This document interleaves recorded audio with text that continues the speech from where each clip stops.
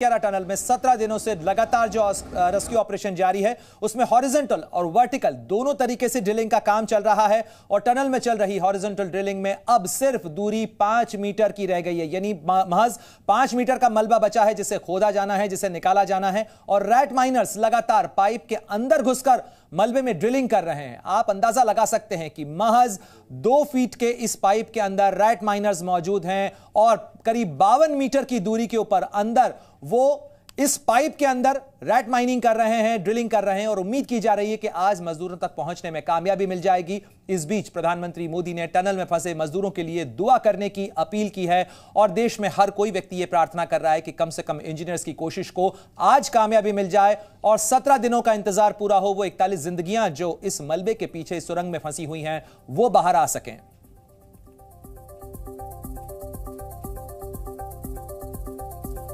और इस पूरे रेस्क्यू ऑपरेशन के ऊपर चर्चा करने के लिए क्रिस कपूर हैं, टनल एक्सपर्ट हैं, वो हमारे साथ जुड़ गए हैं। रात भर काम चलता रहा है, 50 मीटर क्रॉस किया जा चुका है। क्रिस ने क्या कुछ कहा है इस पूरे मामले के ऊपर, क्रिस कूपर जो कि टनल एक्सपर्ट हैं, वो आपको सुनवाते हैं।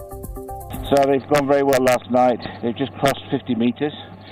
There's about, let's say it's about 5 or 6 meters to go.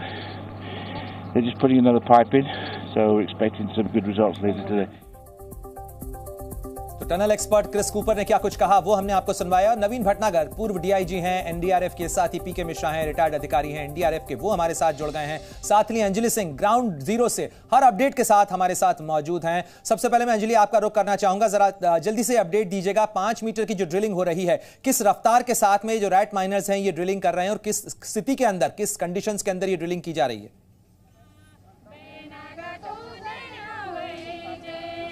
जी देखिए, जहाँ तक बात करें रैट माइनिंग की तो कल करीब 4:30 बजे जो मैनुअल ड्रिलिंग जो रैट माइनर्स करने वाले थे वो शुरू की गई थी और बीच में एक व्यवधान भी आया था, एक पाइपलाइन लोहे का बीच में आया था जिसको गैस कटर से काटने का भी काम किया गया और तब से लेके अब तक आज सुबह तक का अपडेट देखें तो करीब 5 मीटर तक का हिस्सा जो है उसको पूरा करने में 12 घंटे का वक्त लग गया था।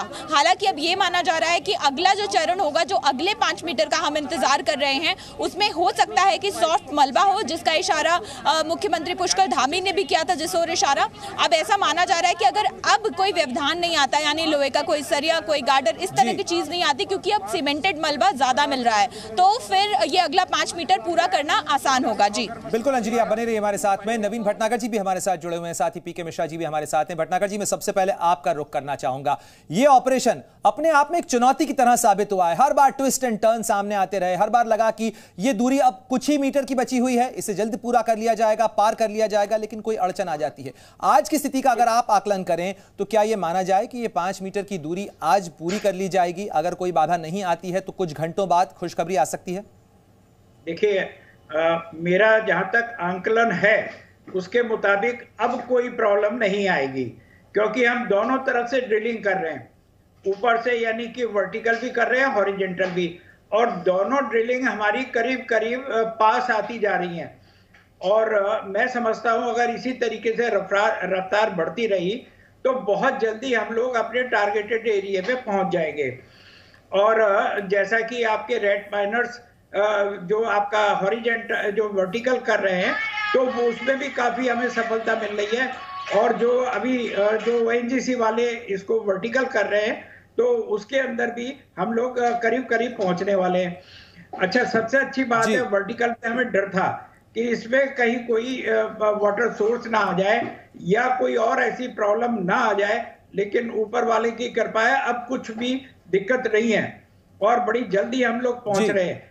बस इसमें एक ही बात का ध्यान रखना है, जो हमें वर्कर्स को भी बताना है जो अंदर है, कि जैसे ही आपके ऊपर डेब्रिस गिरने लगे तो आप लोग सेफ एरिया में चले जाएं, थोड़ा दूर चले जाएं वहां पर।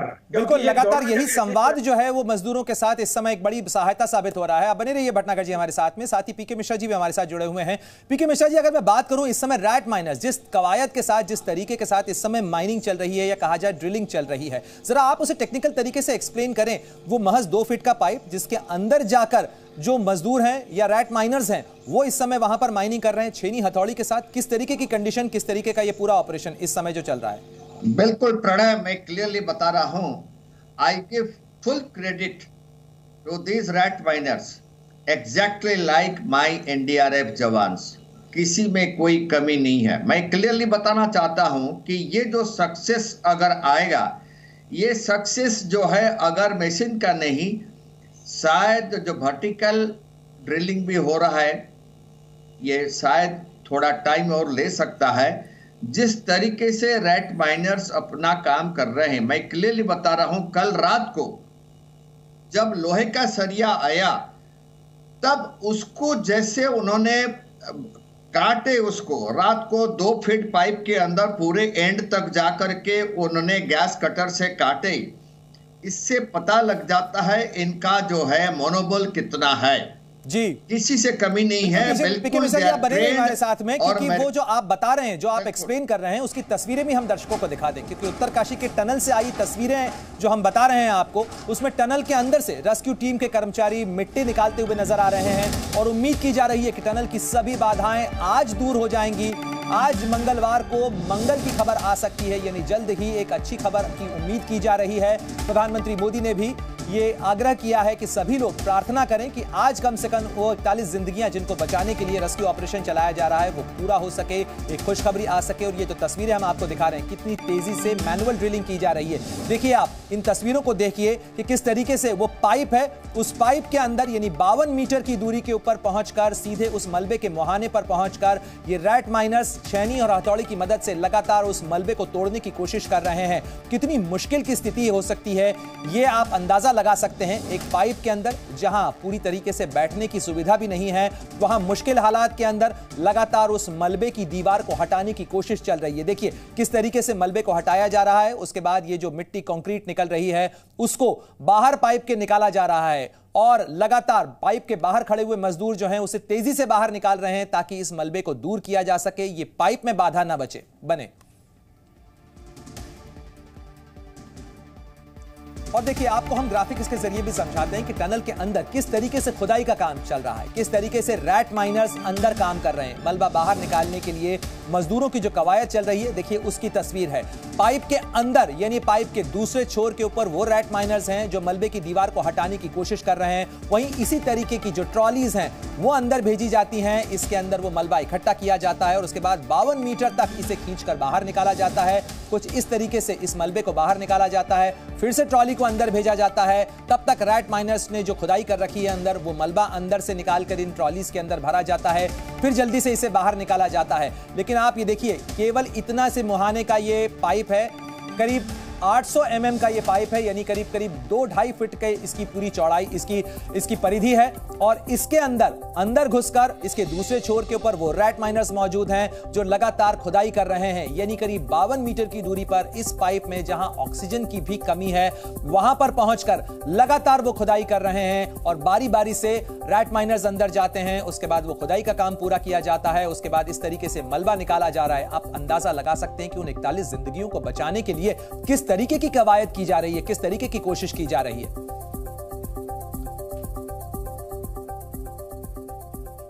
तो देखिए किस तरीके से ये जो पूरी कवायद चल रही है, ये हमने आपको ग्राफिक्स के जरिए समझाया, तस्वीरों के जरिए समझाया और अब आपको सीधे एक्सपर्ट्स के पास और साथ साथ अंजलि के पास भी लिए चलेंगे। अंजलि, मैं जल्दी से एक अपडेट आपसे चाहूंगा। लगातार वरिष्ठ अधिकारी वहां पर मौजूद हैं, अगर मशीन जो है उसके बाद आखिर क्यों ये फैसला लिया गया कि अभी फिलहाल मशीन की ड्रिलिंग न की जाए और रैट माइनर्स का ही सहारा लिया जाए, यानी छेनी और हथौड़ी ही सबसे कारगर हथियार इस समय? जी देखिए, बिल्कुल तकनीक का इस्तेमाल इसमें किया जा रहा था, ऑगर मशीन से काफ़ी मदद भी मिली, लेकिन जो आखिरी चरण जहां पर पहुंचे, जहां ऑगर का ब्लेड फंस गया, उस समय जीपीआर का इस्तेमाल किया गया था और ये समझने में आया था कि शायद कोई ऑब्स्ट्रक्शन ना मिले, लेकिन रीडिंग कई बार गड़बड़ भी होती है, काफ़ी कम एरिया था जीपीआर के पास रीड करने को। तो ऐसे में जब ऑगर और ज़्यादा स्पीड से चलाया गया और ज़्यादा पावर से चलाया गया तो ब्लेड्स फंस गए। तो इसलिए वो ब्लेड्स को निकालने में जो समय लगा वो आप कह सकते हैं वो एक्स्ट्रा समय लगा। उस उसमें ज्यादा कवायद करनी पड़ी। तो इसलिए ये फैसला लिया गया कि अब आगे का काम जो है करीब 10 मीटर का ही डिस्टेंस है तो उसको मैनुअल ड्रिलिंग के लिए जरिए किया जाएगा। इसमें मशीन फंसने का कोई विकल्प नहीं होगा और उसमें टाइम वेस्ट नहीं किया जाएगा। तो कहीं ना कहीं आप कह सकते हैं कि जो देसी तरीका है वो ज्यादा कारगर होता हुआ दिखाई दे रहा है। तो इसलिए ये निर्णय जो है लिया गया रेस्क्यू टीम की ओर से। बिल्कुल अंजलि, आप बने रहिए, पीके मिश्रा जी से भी समझने की कोशिश करते हैं। मिश्रा जी जरा ये समझाइएगा प्लीज कि इस पाइप के अंदर दरअसल 2 से 2.5 फीट की इसकी पूरी चौड़ाई है। इसके अंदर अगर कोई रैट माइनर जाता है कितनी जगह होती है, कैसे ये काम किया जाता है और कितनी बड़ी चुनौती उन रैट माइनर्स के सामने भी, क्योंकि उन्हें अपने आप को भी इस समय दृढ़ रखना है और साथ में तेजी के साथ इस खुदाई का काम करना है। बिल्कुल प्रणव, मैं क्लियर अभी टेक्निकली समझाता हूं। ये जो रैट माइनर्स हैं, ये इस 2 फीट का जो पाइप है इसके बीच में एंड तक जाते हैं और ब्रीदिंग apparatus तो जरूर लेके जाते हैं और उसमें टेक्निकल इक्विपमेंट क्या लेके जा रहे हैं आपने खुद बताया, हथौड़ी और छेनी, ये जो चीज है, क्योंकि डिस्टेंस रहेगी आपके 6 या 7 मीटर, हमको सिर्फ एक और पाइप लगाना है, लास्ट पाइप लगाना है। अब इनको जो एक उनको छड़ी मिला था, लोहे का रॉड मिला था, उसको उन्होंने काटने में सक्षम हो गए। लेकिन मैं क्लियरली बताता हूं, जब पाइप के एंड तक वो पहुंचते हैं तब वो ब्रीथिंग करके अपने हाथ में वो छड़ी और जो फावड़ा है उसी से काम करते हैं और वो जितना मिट्टी वगैरह हो गया उसको रखते हैं। जब वो ट्रॉली आ जाता है, ट्रॉली में वो उसको फावड़ा में लेकर के ट्रॉली के अंदर वो मिट्टी को रखते हैं और वो खींच करके बाहर लेते हैं। It's a very very difficult part. बिल्कुल, इट्स वेरी डिफिकल्ट और एफर्ट। ये भी समझाइएगा कि क्या 1 से 2 रैट माइनर्स होते हैं या एक बार में एक ही रैट माइनर अंदर जाता है? ये एक ही जाते हैं और दूसरा जो है उसको सपोर्ट करने के लिए पीछे रहता है। और एक है, अब उनको जो है लास्ट पाइप को वेल्ड करने के लिए, क्योंकि एक और पाइप जोड़ना है और उनको वेल्डिंग करना पड़ेगा। और मेरे को पूरा पता है कि ये रैट माइनर्स जरूर उसको वेल्डिंग करेंगे, क्योंकि that is the last technical part जो कि हमारा रैट बिल्कुल आखिरी का हिस्सा बचा हुआ है और इस समय एक पाइप और जोड़ा जाना है। भट्टागर जी, मैं आपका रुख करना चाहूंगा, जरा ये एक्सप्लेन करिएगा कि अगर एक बार मलबा हटा लिया जाता है तो उसके बाद की चुनौती क्या होगी? कैसे ये जो अगला पाइप है ये ज्वाइंट किया जाएगा? ये जो पाइप बाहर दिख रहा है इसे पुश किया जाएगा अंदर, कैसे ये प्रक्रिया होगी? यानी कब तक हम उम्मीद करें कि वो मजदूर बाहर निकलने की प्रक्रिया शुरू हो जाएगी? देखिए, बड़ी अच्छी तेजी है और बड़ा तरीके से ये लोग रैट माइनर्स आगे डिगिंग कर रहे हैं और साथ ही जो ट्रॉली में मिट्टी को निकाल रहे हैं, जो डिगिंग करके निकाली है। अब प्रॉब्लम ये होती है, अगर हम केस, इसे पाइपिंग केस कहलाते हैं, अगर ये पाइपिंग केस हम नहीं डालेंगे तो वो फिर मलबा गिरेगा, फिर वही प्रॉब्लम आएगी। तो वो उसमें छोटे साइज का पाइप डाला जाता है, तो ये लोग बाहर निकल आते हैं। उसके बाद पाइप को आगे बढ़ाया जाता है, केस यानी कि सेफ्टी केस जो है ये इसको आगे बढ़ाया जाता है। फिर माइनर अंदर जाते हैं और ये सभी लोग जो लगाए होते हैं ब्रीदिंग एपरेटस सेट, अदरवाइज अंदर करना, वेल्डिंग करना लगभग बहुत कठिन कार्य होता है। तो ये उससे बचने के लिए और जल्दी जल्दी ये लोग चेंज होते हैं, यानी कि 10 मिनट के अंदर इन्हें बाहर आके दूसरी पार्टी चली जाती है, वो आते तीसरी पार्टी चली जाती है और फिर ये जाते हैं। तो ये सिलसिला चलता रहता है जी। साथ ही बिल्कुल नवीन भट्टागर जी, आप बने रहे हमारे साथ में, साथ ही पीके मिश्रा जी भी हमारे साथ जुड़े हुए हैं। लेकिन मैं एक बार फिर रुक करना चाहूंगा, मेरी सहयोगी अंजलि सिंह लगातार अपडेट्स वहां से पहुंचा रही हैं। ग्राउंड जीरो पर नजर बनाए रखना बहुत जरूरी है ऐसे वक्त के अंदर। अंजलि, जरा बताइएगा इस समय वहां पर क्या हलचल है? कई वरिष्ठ अधिकारी लगातार वहां मौजूद हैं, हर चीज की निगरानी इस समय की जा रही है। इस समय की क्या हलचल है? और ये जो बताया जा रहा है कि 10-10 मिनट के अंदर रैट माइनर्स की टीम चेंज हो रही है, ये रफ्तार कैसे मेंटेन की जा रही है? 52 मीटर तक आप पाइप। जी देखिए, आपको सबसे पहले यहाँ का अपडेट देते हैं। जनरल वीके सिंह अभी यहाँ पर पहुंचे हैं, टनल के अंदर अभी गए हैं। बीते कई दिनों से जनरल वीके सिंह यहीं मौजूद हैं, रोजाना यहाँ टनल साइट पर आते हैं, जो यहाँ पर वर्कर्स हैं उनसे बात करते हैं, अधिकारियों से बात करते हैं, मंदिर में जो पूजा पाठ किया जाता है उसमें भी सम्मिलित होते हैं।